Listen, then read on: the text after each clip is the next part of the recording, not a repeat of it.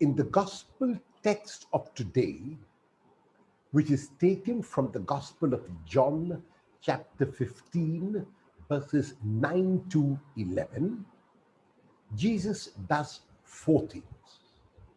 The first is that he makes a revelation.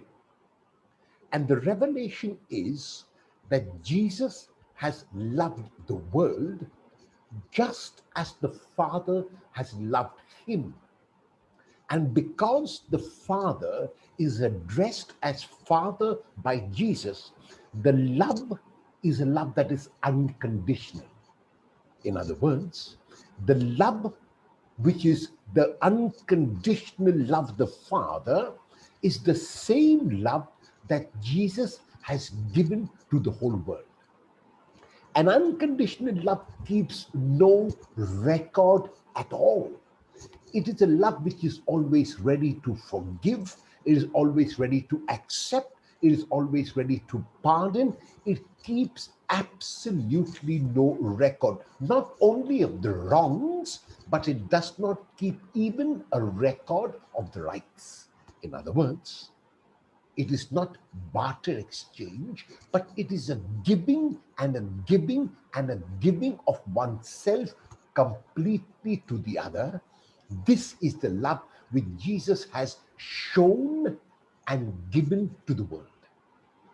Jesus then speaks about in the second part of an exhortation. And the exhortation is to remain in that love. The Greek verb menein, which is translated in English as remain, is a very, very important word in the Gospel of John. To remain means to sustain receiving that love.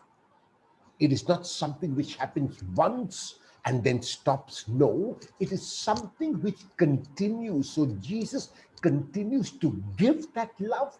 And if we open our hearts, we can receive that love. So the second part, that is the exhortation, is that we remain in that love.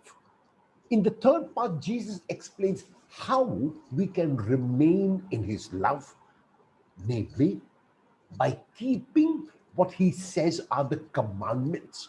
Even though the plural commandments is used, it is actually not a number of commandments like the 10 commandments in the Old Testament. It is actually two commandments which are coalesced, which are brought together in one. And that one commandment is love of God, but by loving another. Love of God is something which will remain up in the air. It will remain theoretical if we do not express that love for another. In these challenging times, while we do express love for our immediate family and for our neighbors and for those who live around us, we are called more than ever before to express that love tangibly to the poor, to the daily wage earners, to those who are not sure where their next meal is coming from. If we can provide something, no matter how small it is, for these kind of people, then we would have shown that love, then we would have remained in that love. In the final part, Jesus tells us the result of remaining in that love when we show that love for others, and the result is joy.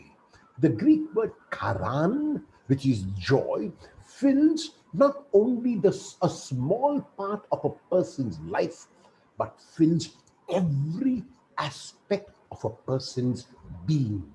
It is a completeness, it is a wholeness, it is a feeling not merely of satisfaction, but a feeling of deep serenity because one has reached out to others.